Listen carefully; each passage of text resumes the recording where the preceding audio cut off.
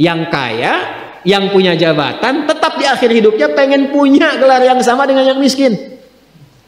Atau dengan yang disebut miskin. Maaf, kalau ada orang disebut miskin meninggal, di papan nisannya ditulis apa? Di papan nisannya ditulis apa? Almarhum. Yang kaya juga kan pengen sama disebut almarhum. Iya kan? Tuh. Jadi nggak ada bedanya setelah berpulang itu. Perbedaan tuh hanya di amal saja. Itu poinnya. Maka kalau ada yang mengharapkan orang tua cita-cita membanggakan anak di dunia, boleh-boleh saja, tapi patut diingat itu sementara. Anda silahkan sekarang sekolahkan setinggi-tingginya, S1, S2, S3, S4, kerupuk 3, silahkan. Mau dalam negeri, luar negeri, mau di Nagreg, mau di California, mau di Chicago, di Chicago, di Singaparna, Singapura, silahkan. Itu pilihan. Tapi saya cuma mau katakan begini, itu sementara. Dan persaingannya tidak istimewa, karena jangan pun Anda yang beriman, yang belum beriman pun bisa melakukan itu. Apa yang dikira yang hebat matematika itu anak Anda saja, anak orang lain pun bisa. Halo? Apa Anda kira yang jago fisika itu anak Anda saja yang beriman, yang belum beriman pun bisa? Ya. Jadi perlombaannya itu rata semua, dan gak ada yang istimewa. Kadang-kadang bingung ya, kenapa sih yang di dunia itu terlalu diistimewakan gitu? Mengistimewakan yang hilang itu nggak ada kerjaan. Mengagungkan yang hancur, yang sifatnya fana, rasanya biasa. Apa yang mau dibanggakan sih? Dan yang paling menarik tuh begini, ketika meninggal gelarnya pengen sama dengan yang dianggap ringan atau rendah status sosialnya itu. Tadi kalau orang miskin meninggal gelarnya apa? Ternyata yang kaya pun pengen sama almarhum juga. Kalau rakyat yang meninggal di papan nisannya ditulis apa? Almarhum. Ternyata pejabat juga pengen begitu, sama juga. Saya belum pernah dengar nanti kalau saya meninggal tulis gelarnya almaun ya. Gak ada. Tetap almarhum juga. Jelas ya? Nah, maka yang dipikirkan tuh perlombaan yang sejati itu begini. Perlombaan yang sejati itu adalah perlombaan untuk kehidupan yang abadi, yang gak fana lagi. Jadi kalau pada saat itu unggul selamanya, karena nggak ada kematian lagi setelah itu. Itu yang dimaksudkan hadis Nabi. Kalaulah ada dunia ini punya nilai, walaupun itu hanya bagian dari satu sayap nyamuk saja, ya, tentu tidak akan pernah Allah memberikan itu semua kepada orang-orang yang ingkar kepadanya. Ya. Karena kalau diberikan nggak adil di situ. Karena itu sifatnya fana, ujian saja, pada akhirnya kembali. Nah, Abbas itu mampu membaca itu. Ini kehidupan sejak di zaman jahiliyah loh. Awas ya. Jadi risalah Islam itu membimbing pengikutnya, umatnya untuk berpikir lebih cerdas, di visioner. Makanya jadi muslim itu mesti cerdas. Beriman itu membuat Anda lebih pintar. Saya tanya begini ya, maaf ya. Sekali lagi mohon maafkan saya kalau perumpamaan ini kurang menyenangkan. Kalau ada yang abadi dengan yang sementara, Anda pilih yang mana? Masa? Sholat itu untuk yang abadi atau yang sementara? Abadi. Baik. Mobil itu untuk yang abadi atau yang sementara? Pilih yang abadi apa sementara?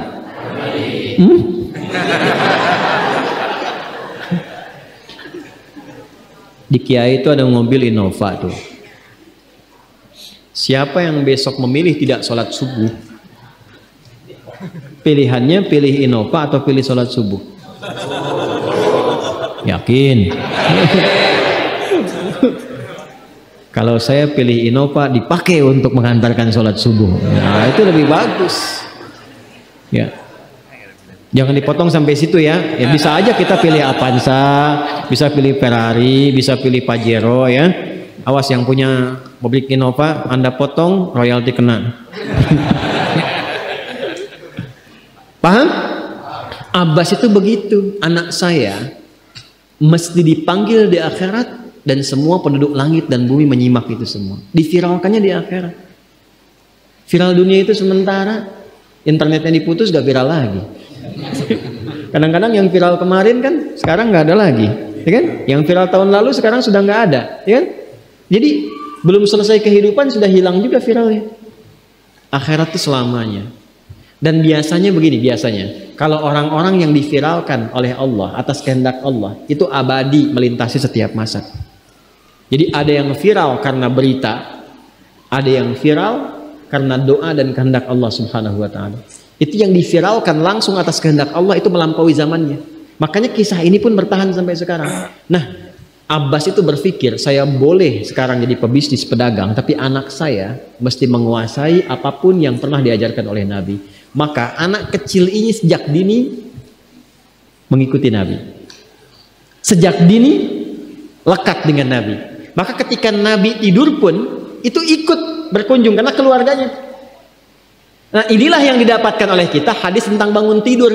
Jadi hadis tentang bangun tidur itu diriwayatkan oleh anak kecil yang umurnya belum genap balik.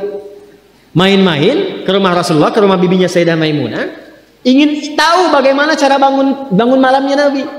Itu diikutin sampai dilihat gimana bangunnya. Duduk dulu, kata beliau, duduk dulu. Kemudian mengusap dengan bagian tangan yang diduga bersih untuk menghilangkan bekas ngantuknya. Setelah itu membaca khawatimah surah Ali Imran. Kemudian thumma dhahaba ila syanin mu'allaqah, ke tempat tertutup, fatawadda, itu kan? Nah, itu ada semua rangkaiannya, itu ditemukan nanti di hadis riwayat Abu Daud, di Sunan Abu Daud. Nomor hadis 1367. Itu hadis tentang bangun tidur, ya, cara bangun tidur sampai sholat malam. Masih ingat teman-teman kalau kita bermakmum begini dan ada imam satu dan sudah pasti satu imam, ya kan? Makmum berapa? Satu boleh? Boleh. Dua boleh? Tiga boleh? Empat boleh? Jadi imam berapa? Makmum? Empat. Laki-laki imam makmum? Imam, baik, bagus ya. Nah, dan imam kan laki-laki. Kalau perempuan imam untuk perempuan kan? Laki-laki untuk perempuan dan untuk laki-laki. Fokus ini.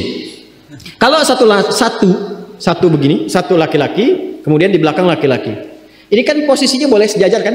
Boleh. Ya kan? Yang imam ini, makmum ini kan? Tadinya di belakang, tarik begini sejajar.